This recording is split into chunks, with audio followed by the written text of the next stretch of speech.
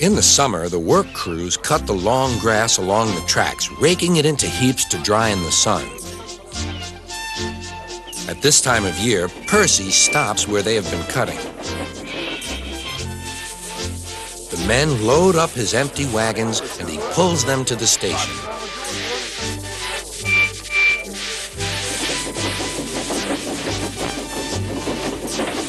Toby then takes them to the hills for the farmers to feed their stock.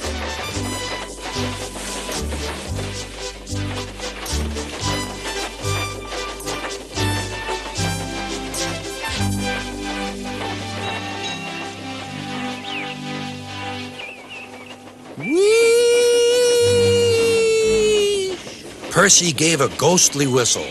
"Don't be frightened, Thomas," he laughed. "It's only me." "Your ugly phiz is enough to frighten anyone," said Thomas. "You're like ugly indeed."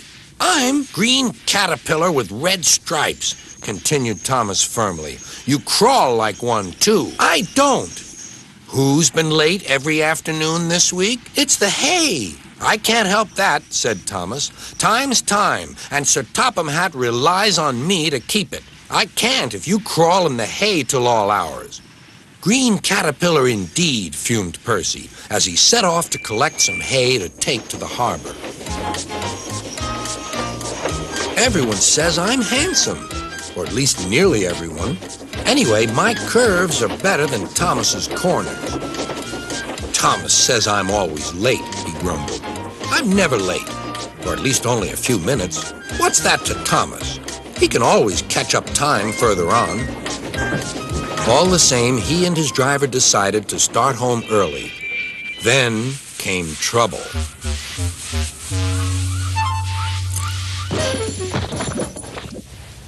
A crate of treacle was upset all over Percy. Percy was cross. He was still sticky when he puffed away.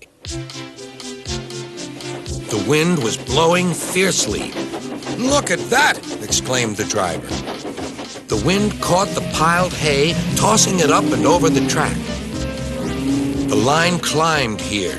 "Take a run at it, Percy," his driver advised. Percy gathered speed, but the hay made the rails slippery, and his wheels wouldn't grip.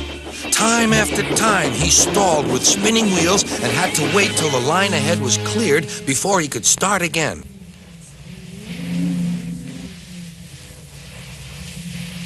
Everyone was waiting. Thomas seethed impatiently. 10 minutes late. I warned him. Passengers'll complain. And Sir Topham Hatt." Then they all saw Percy. They laughed and shouted.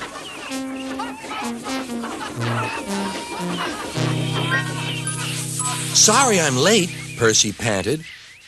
"Look what's crawled out of the hay," teased Thomas.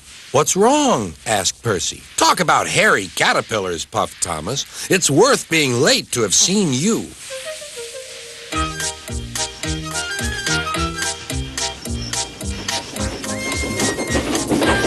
When Percy got home, his driver showed him what he looked like in a mirror. "Bust my buffers! No wonder they all laughed. I'm just like a woolly bear. Please clean me before Toby comes." But it was no good. Thomas told Toby all about it.